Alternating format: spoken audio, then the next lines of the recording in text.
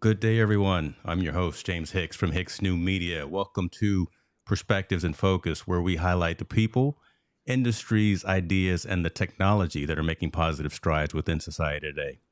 Today, my guest is Mr. Kirby Hasseman. We've been chopping it up behind the scenes already, so we could have already had another show already. But so you are definitely in for a treat today. The topic that I want to talk about is personal marketing for professional development, and this kind of stems off of a book of his that I read. But before we get into that, let me talk to you a little about who this man is. Kirby is the CEO of Hasseman Marketing and Communications, which is a full service marketing and promotional products distributor. Kirby has served on a number of boards. He has been named as a rising star in the industry by PPB Magazine. Recently, out of hundreds of thousands of industry professionals, he was recognized as a top social media influencer on various industry lists. Kirby hosts a weekly web show called Delivering Marketing Joy. I love that topic. I love that title. Where he interviews business leaders from around the country. In addition, he puts out the Monday Minute, which is a short video on personal development. He does that on a weekly basis. And then he also hosts in his spare time, he hosts the podcast Promo UpFront with his co-host, Mr. Bill Petrie. When he's not doing that, when he's not being a grandfather, when he's not doing all these other things, Kirby also writes books. And listen, he's already published four. His first book was called Think Big Marketing for Small Business. Another book called Delivering Marketing Joy, Fan of Happy, and then most recently, The Give First Economy, which is where I was turned on to Mr. Hasseman.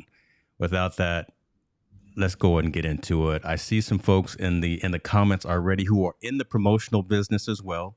Mr. Graham, I see you. Mr. Alec Johnson, we were talking about you behind the scenes, so welcome to you from the future. Let's get into it, y'all.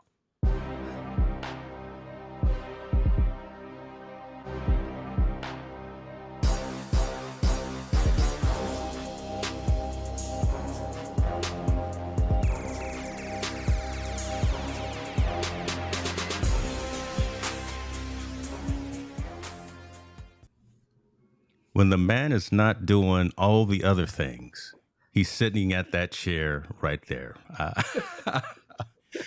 Kirby Aspen, how are you, sir?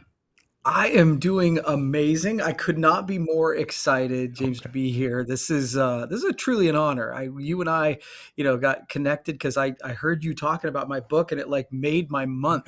It was really cool to be have somebody talking about something that you wrote, and then kind of reading it back to you, and it made my day, and Awesome. I really appreciate the opportunity to be here talking with you, man. Awesome. Awesome. I appreciate that. Listen, it resonated. I was asked by Mr. Alec Johnson, who again I state is in the comments right now, to talk about a recent book that I read. And I said, you know what? I know a guy, I wish I had the physical book, but I'm an audio book guy, so I'm an Me Audible too. man. If you could, I tell you what, gave you kind of highlights of who my community is, right? Solopreneurs, entrepreneurs, content creators, things of that Yeah. nature. But I never want to let folks not tell their origin story. Right. So if you could give kind of that 30-second pitch of who is Kirby Hasseman. I know I gave a brief monologue, but it Sure. always sounds better coming from the originator themselves. Yeah, I mean, as you know, I'm in the marketing space, but what I would say is I was one of those people, and I think a lot of people are like this, that was sort of born an entrepreneur. I didn't know what that word meant, right? But I was sort of born that kind of person. I started my first business at 8 years old with a partner. We started a bike repair business, right? And what I found out quickly is I could sell because this was before social media. It was before all that sort of thing. And I just went door to door and I knocked on doors and found somebody who would allow me and my partner, who was also 8 years old, to fix the bike. And we got the bike back to my garage and I learned something really quick. Number one, I don't know how to fix bikes at all. Um, and so quickly we pivoted to a bike washing business. And so this woman was kind enough to let us do that. And I learned a couple things. Number one, I am an entrepreneur. Number two, I'm pretty good at sales. And number three, if you want to succeed in business, you can't be full of it. You have to actually be able to deliver on what you're going to do. And so that kind of spun me forward into a career of kind of starting businesses and selling and now creating content. And it's been a pretty fun ride, man.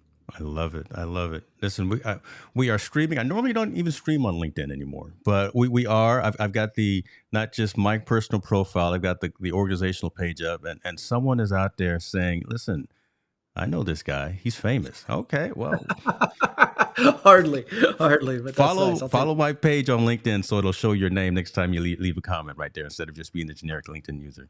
Uh, That's funny. so let's start it with that, right? Where really did that need or that desire, that influence need to do entrepreneurship, to start your own business? Why at such Mhm. an early age? Was that something kind of originated from your parents, or was that something that just from your surroundings? Why did you see being an entrepreneur, controlling your controlling your destiny, owning your own business, or just managing things from that perspective? Why did you gravitate towards something like that? Yeah, I think that's a great question. I think it's one of those things that my grandfather, my grandpa Bob, was sort of my first entrepreneurial influence. Hmm. I just saw that he had a little carry out in a little town in Ohio, and he worked another job, and this whole carry out was like a side hustle. And he was one of those guys that I think was an early influence. And I was like, I loved the idea of being a business person, of being, someone who created something. And I think that it started early. One of my things I would say is, public education is great. I had a great education, but especially at that time, I don't know that they spent a lot of time talking about starting your own business. It was, you got an education so you could get to college, so that you could get an education and get a job and all that stuff. And to a degree, I think for a while I took a detour where I was like, okay, I should just be getting a job. And my wife actually went down the path of getting a straight commission sales job. Okay. And I would be working 60 hours a week in the corporate side. And I kept looking at her going, every time we need to make more money, she's like, okay, I'm just going to go sell more. I'm going to go make more money. And she could do it. Whereas it didn't matter how hard I worked over here. I made what I made, and Right. it was great. And I just kept feeling the pull that I was sort of gravitated back to the idea that I wanted there to be some link to how hard I worked to how much I made. And I've always sort of enjoyed that idea, I think. I love. Is that something that you think is? Here I'm already pivoting. I've got the run of show here. I've got the things I want to talk I'm about. at Is it. that something that you think is effectively taught within school? And I wonder. I don't know if that needs to be taught necessarily at the high school level, but again, when you step to the advanced education, when you get into college, is that taught enough in school? Like public speaking should be, like balancing a Yeah. checkbook used to be or should be. That So no. entrepreneurship, that kind of mentality of Yeah. again, you put in the work, this is what you get, and you bear the fruits of those labor. Do you think that's taught enough? I think it has historically not been taught at all. Um, I set right? you up. I Like, kind of set you yeah, up. yeah. Now, what I would say is, and I want to give credit where credit is due. I think that public education, high school. I actually do think we should be talking about it in high school, to Yeah, be honest with you, yeah, James, because I think there are so many kids that have just, it's been the same concept that you do this, then you do this, then you get a job and you work for somebody else. yeah. And I think that the idea of being able to, number one, we need to tell people that it's an opportunity and let their minds run with it. Because I think people who are natural born entrepreneurs, and those are among us, all they need is a nudge and then they're going to go. And then the other piece I think we need to talk about is the idea of what success means. We Mm, need to redefine what success means. You and I, before we started talking about our kids, right? yeah, And I started talking about starting businesses with my kids at a very early age, right? When they wanted money to get something, I'm like, well, what kind of business could you start where you could make that happen? So the story I always use is that my youngest, she wanted an iPad. And at one point I was like, okay. And it was like $500 at the time. And she said, okay, I'll start a business. And so we helped her design these shirts that we printed because that's what we do, right? right. Well, then she took them home, tie-dyed them, took them to a local festival, sold them, made her $500 so she could buy her iPad, shut down her business, and moved along with her life. And I would define that as a radical success. Yes, But it's funny to me because people say, well, most businesses fail within a year or 5 years. Did they though? Like, I think we need to redefine success. Gary Vee talks about that a lot of times. He's like, oh, people think you got to make $1 million, otherwise you're not succeeding. And I think that's crap. That's true. And I so, like that. yeah. So again, I think number one, I think we're getting better. We're having that conversation. I think it needs to be more. And honestly, I don't think, and I'm probably going off on a tangent, just like, you are there, That's but what I like, do. it's like, That's what I yeah, do all the yeah, time. we're on So, the same page. welcome to the world. This is what we Yeah, do. that's right. But what I would say is one of the conversations I'm actually having in a local high school is we want to introduce entrepreneurship, Mm. but I don't think we want to spend 3 years teaching a course. That's not how entrepreneurship works. I think we need to give people the basic concepts and then go, okay, here's $500, start a business. Whoever makes the most money wins, because that's what business is, I like right? that. Is I that you like need that. to find a problem in your community, in your area, solve that problem, figure out a way to monetize it, and take care of your customers and see what happens. And so I think it starts pretty simple, and then we can make it more complicated as we go. Awesome. And see, even though we pivoted a little bit, that brings us back slightly to kind of the comment and the topic for the day. And that LinkedIn user was your co-host, Mr. Bill Petrie. So Nice. welcome, sir. Good to have you Thanks, here. Bill. Adam Town, good to have you here as well, sir. Let's talk a little bit about personal branding, right? Sure. Because again, we're talking about entrepreneurship a little bit here, and you are always that founding member, that founding CEO, that founding individual is the face of that organization. So how do you go about effectively branding yourself from a personal perspective and then attaching onto it kind of that professional persona as well, right? What are some key best practices that you're talking to people, and especially I think the youth, right? When you're out there, maybe at a local college or something, or at a high school or something, talking to folks. I want to start a business. I want to start a side hustle. I want to do something with my name on it. How do they go about branding themselves effectively and above the noise? Because there's a lot of noise out there, right? Boy, that's for sure. Man, so I'm gonna have a lot of thoughts, and feel free to interrupt me. So, number one, we talked about it before, giving first. I think that Yeah. one of the challenges that most small businesses, most entrepreneurs make, one of the mistakes is that it's buy from me, buy from me, buy from me. If Mm. you're on social media, we talked about Gary Vee. Gary Vee talks about it. Jab, jab, jab, right hook. Yep. Most small businesses, most entrepreneurs, all they're doing is throwing right hooks, right? And if you know a right hook's coming, it's easy to duck. And so, one of the things I like about the concept of the give first economy is that if you're providing value up front, people will opt into what you are talking about. And then when you've built a little bit of credibility with them, if they're following a business page, they're going to expect you at some point to try and sell, right? Yeah. But if you're always selling, then it becomes off-putting and they can stop following you. There's more power in the consumer's hand. And for you and I, James, that's good, right? Because that means otherwise our Facebook feed would be filled with ads all the The live long wrong day. ads. Right? Yeah, the wrong Right, ads. exactly. Yeah. So number one, I'd say give first, provide value. And that might be writing articles that answer questions. And that's when I'm talking to people all the time, it's like, what are the top 10 questions you're asked all the time, right? If your customers are asking that all the time, those are questions that you can answer and create a piece of content, and it will be valuable. Now, that might be a blog post, a video, a podcast, whatever. The platform actually doesn't matter that much, I don't think. That's huge, But right? Yeah. yeah, providing value. And I think, when you do that, at some point, then you're going to say, hey, we have a webinar coming up. We have a sale coming up. I want you to come to the store.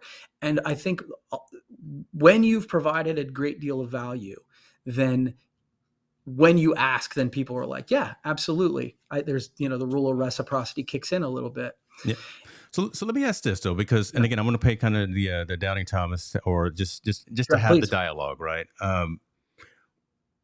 All entrepreneurs are energetic and want to do something. They have that idea. They said, you know what, I want to go out there, and I've got the quote from my old boss, Steve Jobs here. I want to put a dent in the universe, right? I know that I want to do that, but it seems so overwhelming at times to Mm, we know to go out there and create the content, but I yeah, like the fact that you just talked about varying forms of content. So not just textual, not just audio, not just video, components of all of those. So talk a little bit about, again, I like to talk about getting out of our own way, yeah, right? So the fact that we know what we should be doing, but why yeah, is it that we're not realizing that it's not that difficult to get out there, and you've got your phone with you all the time anyway, to yeah. create a piece of content that resonates with you as that personal brand and as that professional persona as well.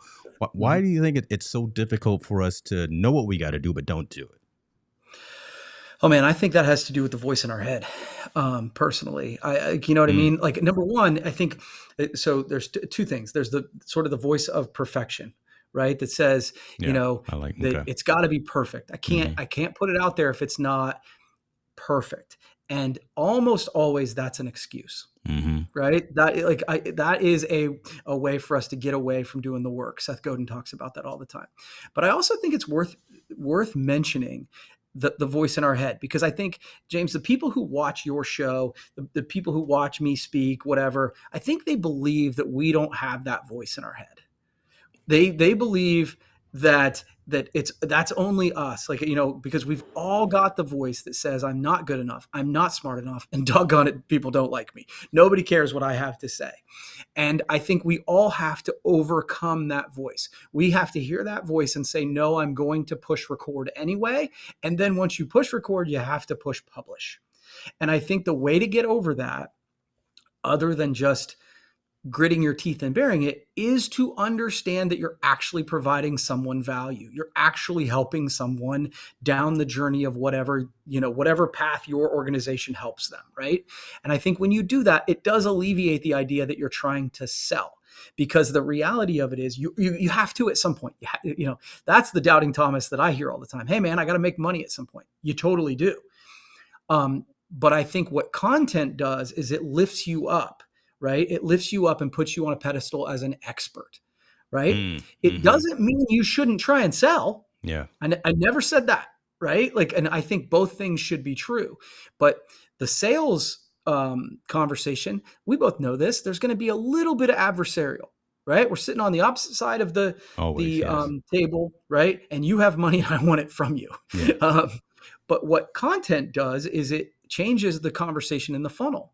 It changes when people are, all of a sudden they come in and they say, James is the person. I've been watching James for all this time, and he's done this and he's done this and he's proved that he's an expert. So now I need to go down this path. I already know James is the expert. And so it's not a question of whether I'm going to buy. It's a question of what James recommends, Mm-hmm. because whatever he recommends, that's what I'll do. And that's a totally different discussion. It's a discussion that needs to happen internally with the subject, that the quote unquote subject matter expert, ourselves, Yeah. right? Yeah. And again, I like the fact that you mentioned something to the fact that, yeah, we go through burnout as well. Oh, We yeah. do, right? Because that's a reality that I think the external folks, the folks within our community, the folks who are looking to us to provide some expertise or be that trusted advisor. Listen, I got a text this morning from one of my colleagues who was saying she had been burnt out from creating Yeah. content and Yeah. being quote unquote on all the time. But as long as you address that, as long as you realize that, and I think really as long as the folks around us acknowledge and realize that we go through that as well as content creators, we don't have to worry about trying to be perfect all the time. Yeah, Uh, so I'm a big believer, James, and I can tell you are as well, in consistency. I actually yeah, think it's the missing piece in most success yeah, in most areas of our life, true, right? Like true. I always draw the I draw the comparison of, I believe content creation is a lot like fitness, Yes. right? Like we're like, okay, I went to a conference, I'm excited, I'm going to do it. And then I go for like 2 weeks and nothing has happened. I don't have six pack abs yet. Right. And so I don't have a million followers yet. Right. And I haven't gained my sales. I'm tired of doing it. I'm sore. I don't have any ideas. And you know what? Never mind. And so then we quit. And Quit. then we say that diet plan didn't work. Yeah. Right. That workout didn't work, which is the same as content creation. And it really has to do with showing up consistently, whether it's every day or every week or whatever it is. Now, I say that to say to your friend is just like a fitness program, there are times where you need to take a break. You need to take a vacation. You need to take a rest day. Yeah. And I think what I talk about a lot is doing that intentionally, right? So if Mm. you're doing a weekly show and you do it all the time, there might be a season that you're like, you know what, man, the kids are off to college. This is happening and I need a month off. The way that I view that is to do it and say, yep. And you tell the audience, I'm taking a month off, just like Seinfeld did, right? They took time off because, Yeah. and I think by doing it and then saying, and this is when I'll be back, not only does it build that credibility with the audience, but it sort of builds in some accountability for yourself. You Exactly. get the break, but now it's like, okay, I got to be back. And I think that helps, at least for me, think through the burnout part, because that's real. When True. you're trying to come up with ideas and she said, be on all the time. I Yeah. think by giving yourself the grace to say, hey, some days I'm going to need a vacation, and that's okay. That's it. Giving yourself the grace. I like those terms right there. Giving yourself the grace, and then the fact of realizing that you have to step back with intention. Right. Right. Again, the statement there, because again, we'll do it haphazardly, or we'll do it just telling ourselves as opposed to telling the folks that we serve. We don't. Folks should realize we don't create this content for ourselves. Yes. I'm Done nowhere. right. I'm nowhere in the equation. This is Yeah. for the Rich Grahams and the Alec Johnsons and the Adam Yep. Towns and the Jeremy Pickers of the world, right here. Right. Yeah. This is what we're doing, is for to share these nuggets and to share this information. And once Hey, we get Jim. out of that framework of I'm doing this for me. No, Yeah. I turn these lights on and press record because I want to talk to this cool guy, Kirby Hasseman, right now and hear his story. I'm just here soaking it up and enjoying. I got my pen so I can take some notes. I hear you. And I think once folks, the content creators, the subject matter experts, the trusted advisors, whatever you want to call us, once we realize that, then we can actually be more of an effective educator, instructor, facilitator, and things that, regardless, it doesn't matter what it is. It could be content creation, it could be marketing, it could be promotions, it could be whatever that business venture you're doing. Once you consciously and with intention realize who you're doing it for, Yeah. it I would gets say easier to do. Yeah, and I love what you were talking about when you're saying you started with the idea of serving.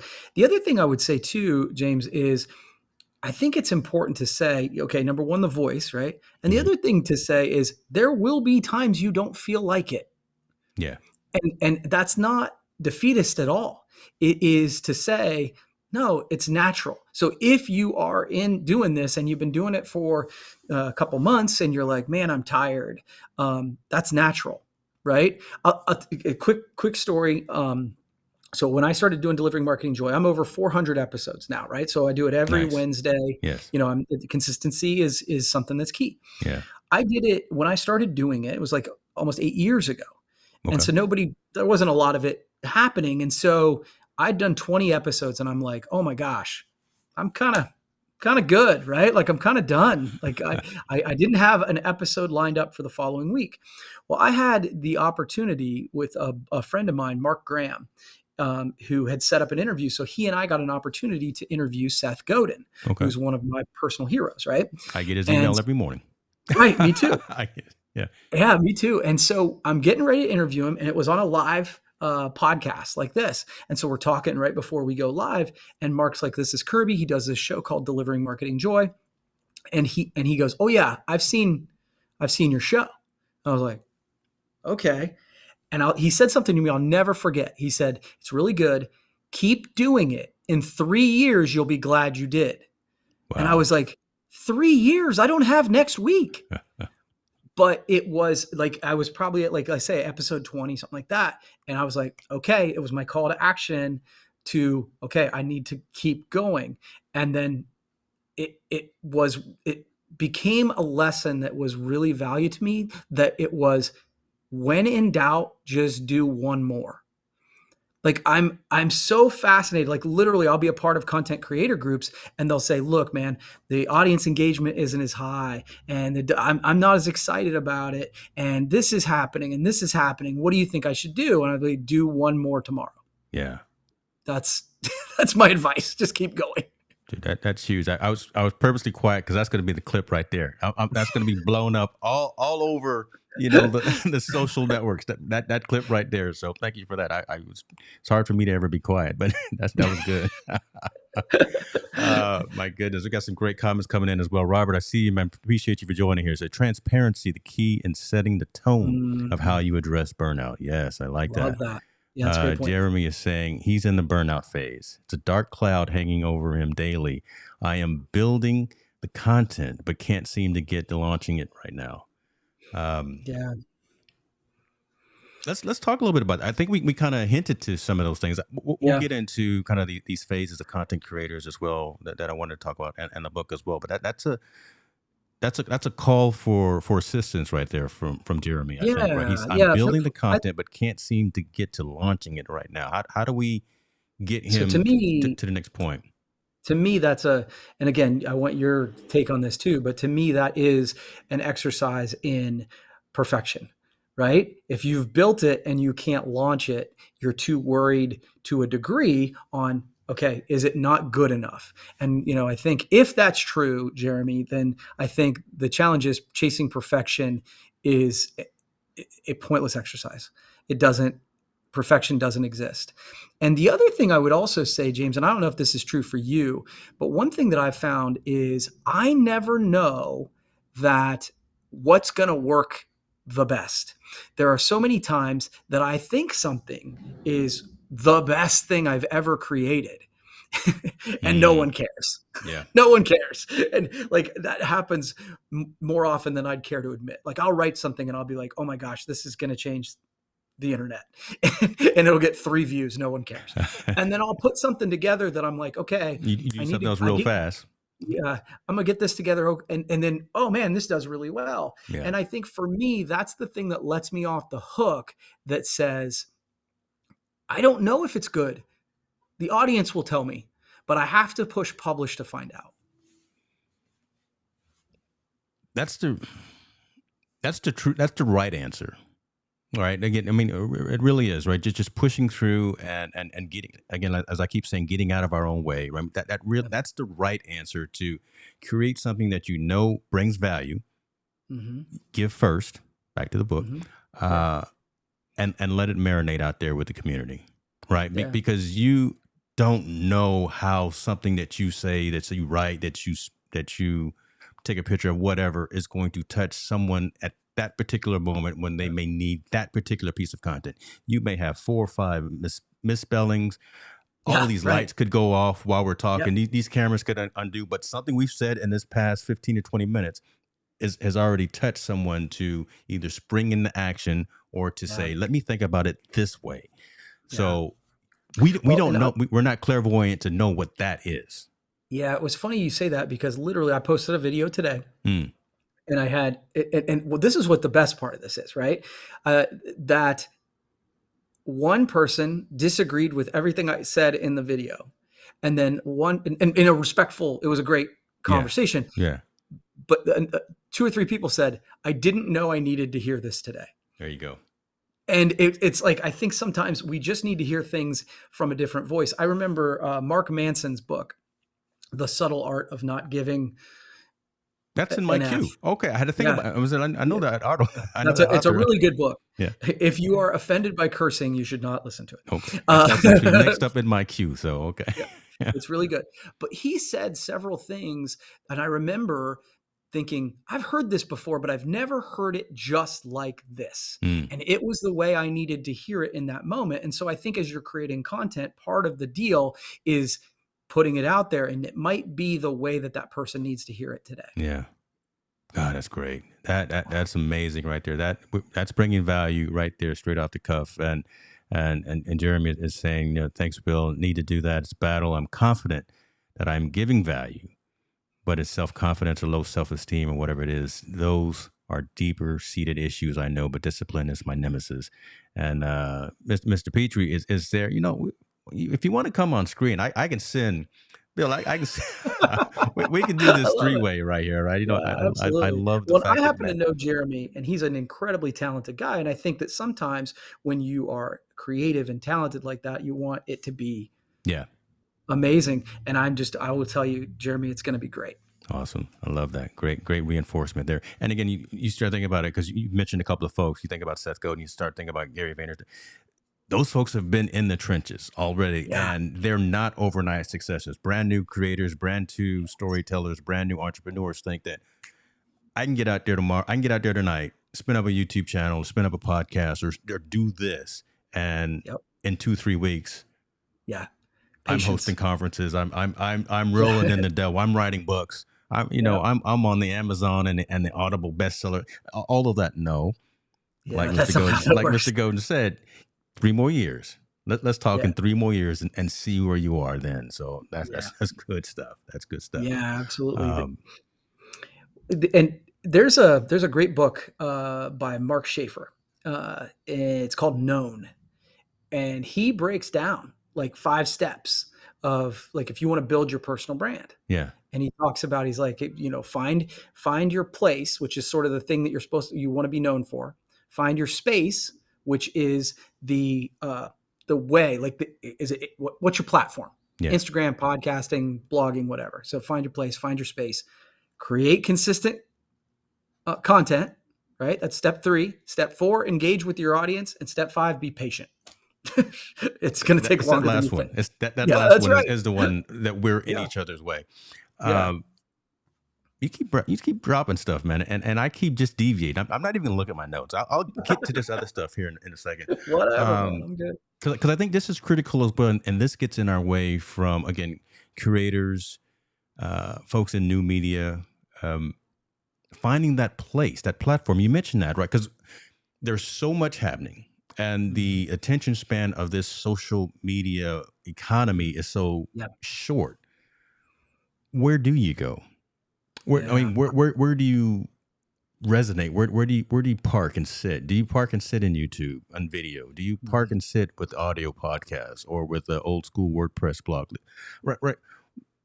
Or do you try to hang out with all the kids and try to be hip and do the Yeah. Snapchats and the TikToks and the what else are they doing now? I don't all of that. Do you Yeah. try to stay on all the platforms or Twitch? That was the one. That's where Okay. kids are. Love it. Listen, Love it. I'm 52 years old, man. I don't. All I know is a couple of things. But how do you tell folks that are starting or kind of intermediately into social media marketing world to resonate? Do you tell them to focus on a particular platform or try to spread out and be more generalist and go to as many as you can, following trends and things of that nature? And again, this is somewhat of a setup question, but Right. I really want to hear your commentary. Yeah. When I'm advising people, I say pick a lane and pick a lane that you are most passionate about, because we've talked about it as this conversation's gone on. There's going to be a time that it gets hard when you get tired of doing it, when you don't feel like doing the thing that you said you do every Monday. And I think by picking a platform that you're most passionate about, you're most likely to keep going. Right. And oh, by the way, you're probably going to be better at it too. So if you are a photographer, I think Instagram makes sense. If you love to write, people will say blogs are dead. I think that's bullshit. I think if you are creating good content that delivers value on a consistent basis, then I think you're going to have success. Now, if you're in video and you are having some success on Facebook and you want to make the jump to TikTok because there's a easy bridge to jump, okay, fine. But I believe that you start in one place, get really good at that, build your platform out from that, and then you can jump into those other platforms if that makes sense. Yeah. Like I started in video. That was my background was in video. That's why Delivering Marketing Joys on video, the Monday Minutes on video. Like right now, then people came and said, "Hey, can you make this a podcast?" Which was really easy. And then, I actually like to write. So then it became a thing. But if you are an introvert and you don't want to be, on video, podcasting, if you still like to talk, writing, pick the thing that you are most passionate, most comfortable with. And then you can always branch out. Yeah. But there are a lot of people who've made a lot of money just writing. Right? Like that's true. You think of Seth Godin and Ann Handley and all those people. I'm like, I'll read anything they write. because they're more thoughtful than me. They're really smart. And if the content is good, if the content is valuable, the audience will find you. Oh, it's good. Ladies and gentlemen, are you got your pens and paper out too? Pause and rewind, right? Just right now. We'll still be here. But listen, Kirby is dropping them on you today, folks. And I like the fact again that you're saying there should be no excuse, right? Because again, if you're intimidated by video, write something. If you're intimidated by the sound of your voice, okay, then go on video. Or right there is no options. You don't have to learn HTML anymore. You don't have to learn how to code a website. You can either go in WordPress, you can go to Squarespace. Right? There are platforms that automate all of that manual activity that we had to do decades ago. So again, there's no excuse for not having access to the infrastructure to do what it is that you want to do to share your story. If you've got a story to Medium, right? I mean, all of those blogging platforms as well. If you don't like WordPress, you don't like LinkedIn has newsletters and things of that. So the access to the ability to share that message with your community is there. And it's only getting better every single day. And it's only getting more accessible every single day as well. So I love that. And I'll tell you, James, if you don't mind, I want to bring up, I talk about this a decent amount, and I want to give shout out because Bill was listening, but Bill was one of the creators of this. When I talk about the 4 C's of content, where you want content to be creative, you want it to be consumable, you want it to be consistent. And we've talked about a couple of those things, and you need to have courage, right? And I think, you want it to be creative, and creative is subjective. But what I mean, and what I think Bill and I mean, is that you are providing value to the end user, whoever that is. It's creative. It's answering questions. There's value to it. Consumable, to me, that's actually got to be, let you off the hook a little bit. You don't have to write a 10,000 word blog post, right? It can be 300 words. It doesn't have to be a 4-hour podcast like Joe Rogan. It can be 15 minutes. It doesn't have to be, make it consumable, and then make it consistent, which we've talked about. And I think, again, what Jeremy talks about, whatever, there are going to be challenges, and it will take courage to put yourself out there. But if you can fight through those things and you can have the courage to consistently create consumable content, that you're going to be ahead of the game. Man, that's great. That's right there. Perfect segue into these individuals or these categories, these types of content creators. You have 4 types of content creators that you've spoken about, and I laugh and smile and giggle and smirk. They're real good.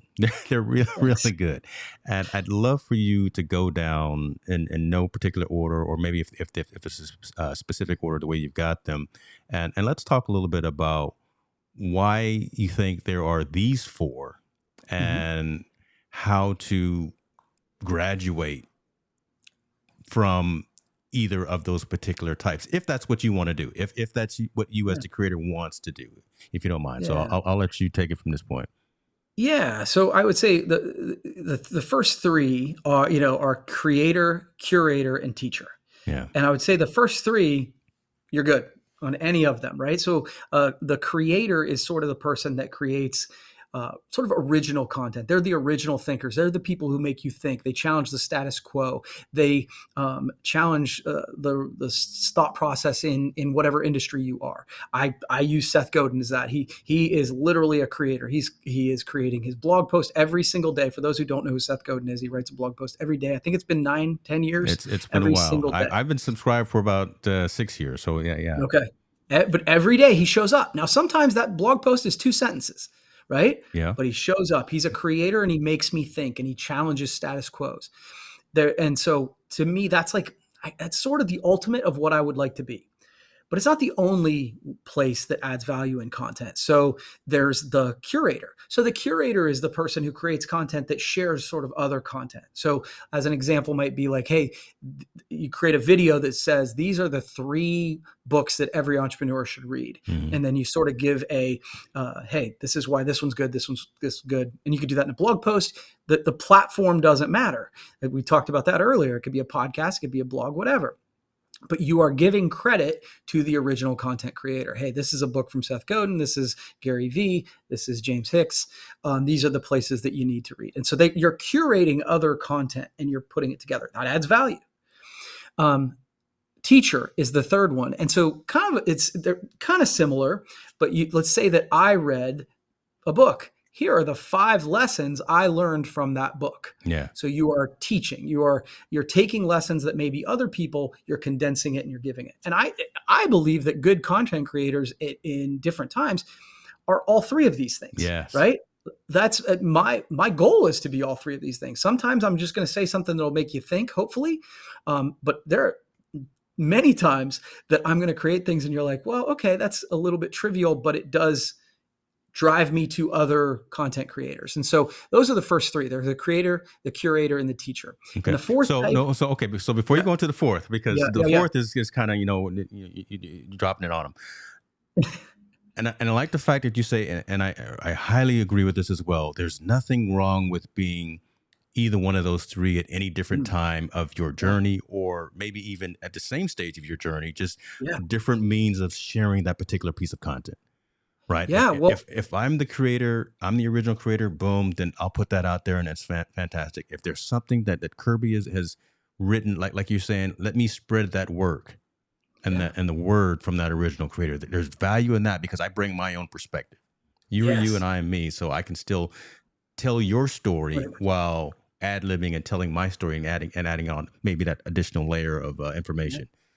The teacher piece, Tell me this. Do you believe this? We're starting to see more and more folks that are ebbing into kind of the teacher, right? Yeah. If there was no real blessing, but if there was any blessing of COVID, it was the fact that folks were home, folks were in front of their computers or whatever, Zoom and WebEx and whatever. But for a creator and entrepreneur perspective, we got to focus and hone in on what it was we were trying to do. Yeah. And we saw a lot more folks coming out and saying, I'm going to do a tutorial. I'm going to show you how to do X, Y, and Z. I'm going to, I have some expertise. I want to show you how to do this. So we saw a lot more folks coming out and teaching, and that's still happening today, which is amazing. And I like the fact that, again, you've got those top 3. And again, we can be one of those 3 at any given particular time within our journey. So. Well, and the thing is, James, I think that if you are creating consistent content, right, there's going to be times where you're like, okay, I have this original thought on Tuesday, but on Thursday, I'm like, you know what? I just read this great book and I want to say, hey, here's a few, recently, and I've been doing this a lot lately with this book. So John Acuff, I read a lot of books, sorry. But John Acuff wrote the book Soundtracks. And I find myself quoting a very specific lesson he has that where he, the concept of the book is that we all have the voice in our head that we've talked about, right? And often it's a soundtrack that's playing in our mind all the time, right? And sometimes those are broken soundtracks. They don't serve us and they don't help us reach the life we want. And so he has 3 questions that he has you ask yourself when you have one of these thoughts. Is it true? Is it helpful? And is it kind? And asking those thoughts or asking those 3 questions of the thoughts in your life, it's amazing how many don't pass that 3-question test. Yeah. So you think I'm a bad person. Is it true? Well, I don't know. Sometimes I'm a bad person, but sometimes I'm a good person. I don't know if it's true or not, but is it helpful? Not particularly. Mm-hmm. Is it kind? Would you say it to your friend when you're trying to help them? No. And so when it doesn't pass that 3-question test, it doesn't add value. So what I would say to you is that is me taking John Acuff's lesson, teaching, and then saying, you should really buy the book because he goes into it deeper. Right. And so I think that you can kind of bridge it depending on the day. Awesome. I will put links in the description and in show notes to all of these books that Kirby's talking about, folks. Right. And also because I'm the audio guy, I will put links to Audible or something of that as well. And hopefully they're available there. All right. Let's get into number 4. Let's get into this other person that we want to talk about. Yeah. So we've mentioned the first 3, the curator, the creator, and the teacher. Yeah. And the 4th type is just the thief, man. Oh. That's the, and I don't know how you are, James, but I have been pretty blessed that I haven't run into a ton of this, but you see people talking about, hey, someone took my whole post or took my whole paper and they've put their name on it and they're publishing it on LinkedIn as if it's theirs. Yeah. And man, number one, it's just bad karma. It's bad content. It will come You're back going to to you. get found Yeah. out, right? Yeah. Yeah. But the other thing is, it's lazy and you don't need to be, right? Because Mm. if you just do the curator piece, Yeah. right? If you just say, hey, James Hicks published this white paper and I think it's great, and here are the couple things that I thought were great about it. Now you're not a thief and you are giving you credit, and I think you get more validation long term, which is what, the give first economy is all about, is like you're playing a long game, right? Yeah. If you're trying to play a short game, that's when you tend to get yourself in trouble. So don't be a thief, which, I think we all learned in kindergarten, right? But the reality is we still see people doing it. But I think it's one of those moments where it's a short-term play that costs you dearly in the long term. Perfect. And see, that's the perfect tie-in into the book as well. It's almost like you've done this before, right? It's almost like you've done these interviews before.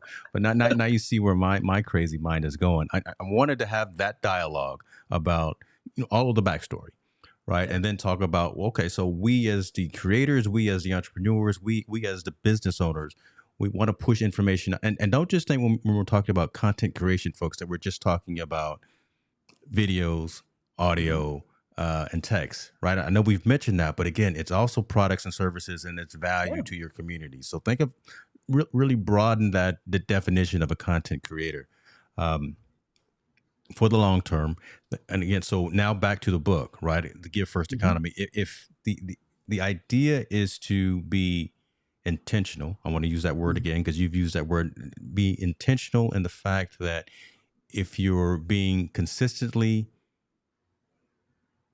available to your community, consistently available to your community, and what you're pushing out there resonates with their needs as opposed to always just your needs, and you're doing it for the long term, more positive than negative is going to come out of those efforts. Oh, for sure. Right. The analogy, and I totally know that you agree with what I'm about to say, just based on what I see with your studio, and like he has the envy of everybody, right? Like studio, it's just awesome. But I'm a believer that we have to think like a media company, Yes. right? 100%, 200%. Yeah. Yes. Yeah. So if you look at your content journey like a media company, that helps, I think, because it just about every channel, right, that we follow, they create original content. There's some content on it. There's some reruns, right? So there's the original. There's the curator because it's a rerun of The Big Bang Theory or whatever, right? And then there's you've got maybe some educational stuff, but then they've got ads. Yes. Yeah. Right.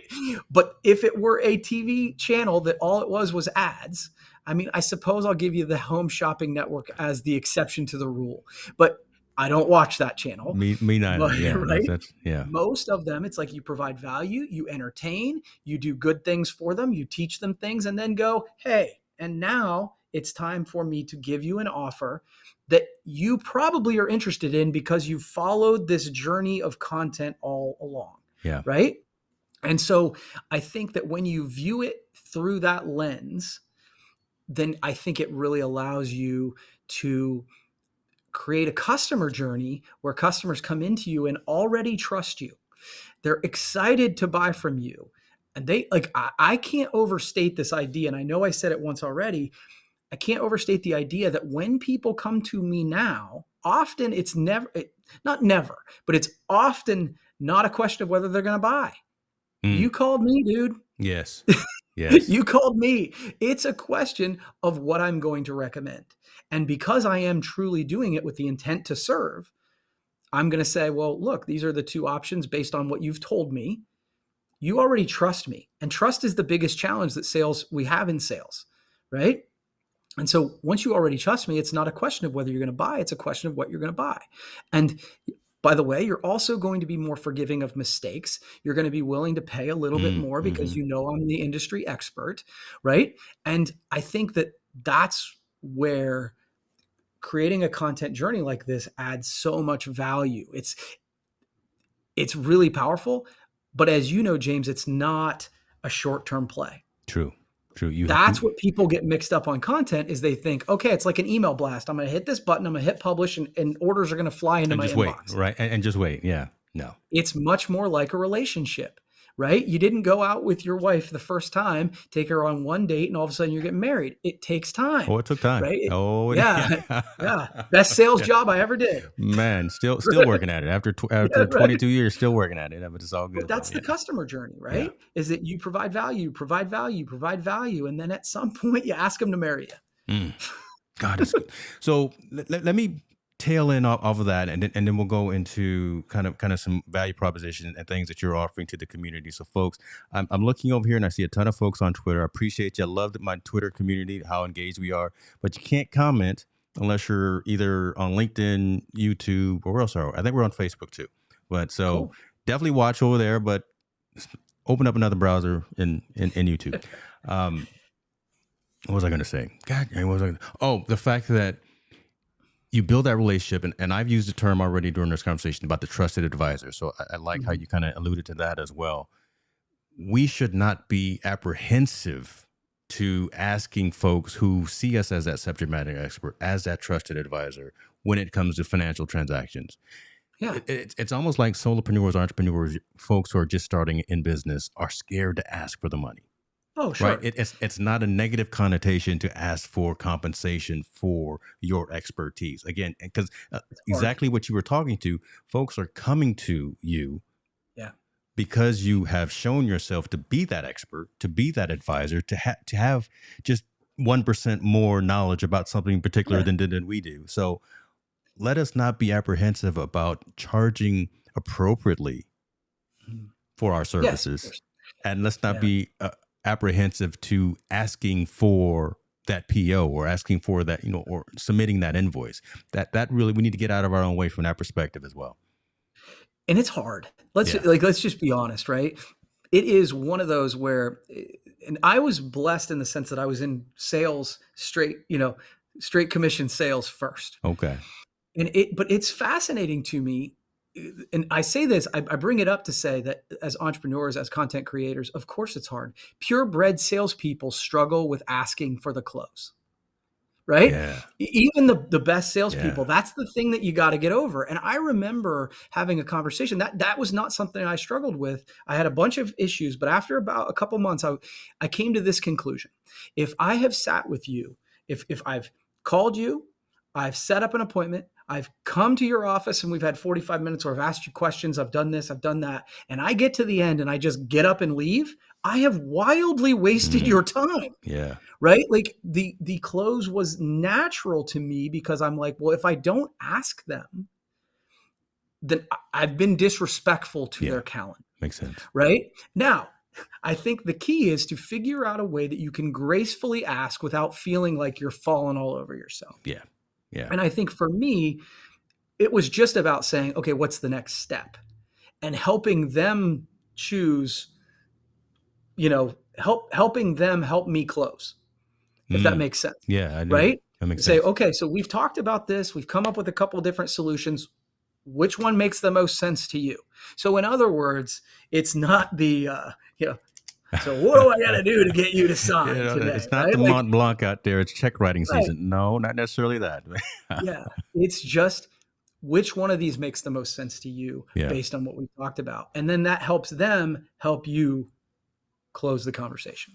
I like that. Because it almost, and I'm going to summarize, I think it's more of a learned experience as opposed to something that's innate. Yeah, maybe there's 0.5% of folks that ability is innate, but that's a learned experience through trial and error of knowing when to position or knowing when to pitch, knowing when to present. Okay, next steps is now we move forward with this relationship, not just this transaction. The transaction is one and done, but let's talk more from the relation perspective, and that's where the value is. That's where you'll get the pens out and you'll start signing long-term deals with. With Hasseman marketing. Let's put this picture on here, ladies and gentlemen. That's what this guy is doing. Hold on. Let's put look at this squad here. Let's talk about this squad here. These are the folks that make me look good. These are the folks that make me look good. You Yeah. know, look So at that. Without a marketing team, you're wasting money. You don't look right. You're overwhelmed. All those bad things. So, there's a yeah. squad out here that can help you out with this. No, and I appreciate that. I appreciate that. It's funny. People talk to me all the time. How do you get all this stuff done? And obviously, I do because it's a priority, right? But the other reason it happens is because I've surrounded myself with people who help me and are talented and who challenge me. And when you have that, both inside of your company and then also, your friends and peers outside and in the industry, that's when success really starts to take off because you can multiply yourself, right? There's only so much you can do by yourself. And so having a team is powerful. Love it. Love it.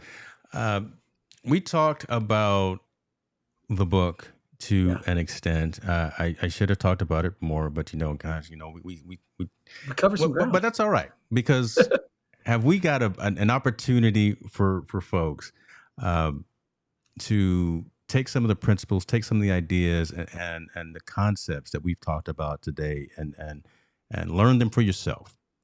Mhm. How about that?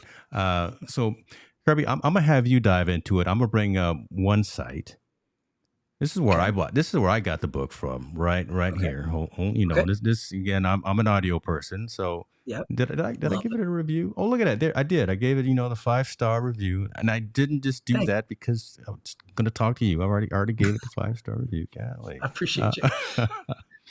But the Give First Economy, folks. This is the book here available in Audible, Amazon, all that good stuff. But for the fine folks of perspectives and focus.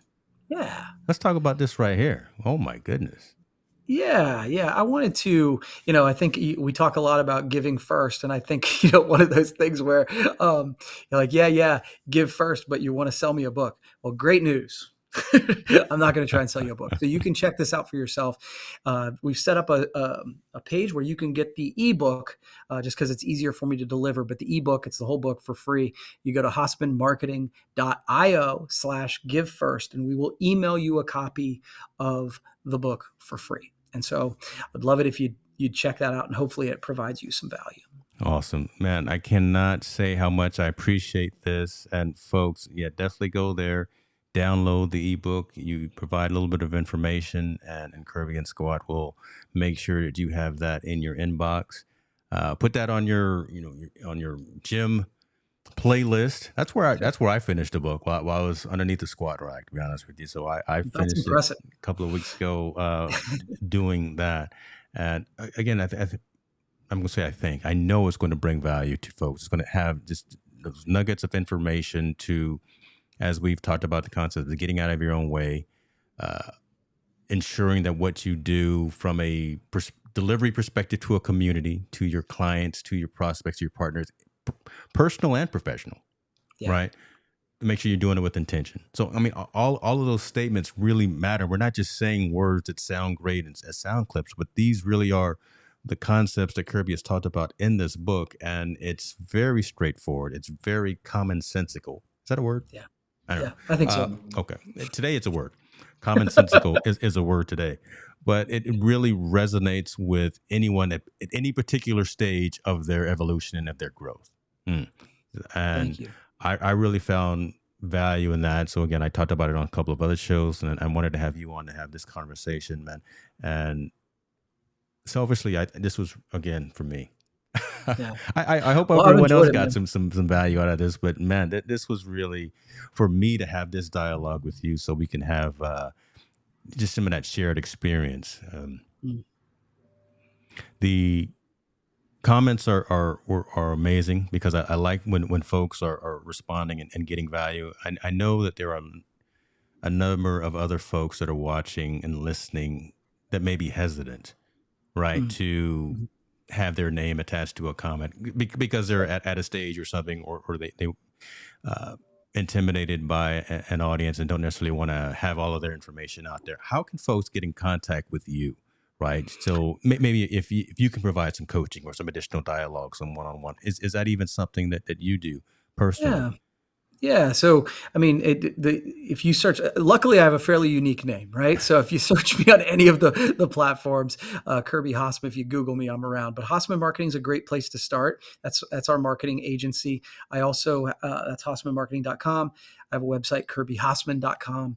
And so I put content and opportunity to speak and things like that on that as well. And then obviously the social media platforms, as you might expect, I'm on Facebook and LinkedIn and Twitter and Snapchat and all that good stuff. Oh, So you were out there with all the kids. Now you're out there yeah. with all the cool kids. Okay, who Well, said so? what I found with Snapchat was it was the best way to communicate with my daughters at one point. Yeah. And so I sort of fell in love with the platform so that I could tell them so that that they needed to take the trash out, and that was a way for them to listen. So Dad is sending snaps to his kids to take out the trash. that's absolutely I true. hear you. I hear you. Man, this has been amazing. Pleasure is I really feel that the community, I'm not going to say I hope or I think, I know the community got some value out of this conversation. We're seeing it pop through right now. I mean, Jeremy's talking about it. We're seeing Bill talking about it as well. Mr. Alec Johnson in the future is talking about it. So listen, thank you guys for everything. Kirby, I thank you for the time. I thank you for the conversation, and I thank you for what it is that you produce. Right, I'm going to give you these flowers and say what you're doing resonates, brings value to the folks that are consuming that content. So I appreciate what it is that you do as well. Thank you, and the pleasure's been mine, man. I really appreciate you having me on. Thank you, sir. We will talk soon for sure, folks. Be good to yourself, and we will talk later. Take care.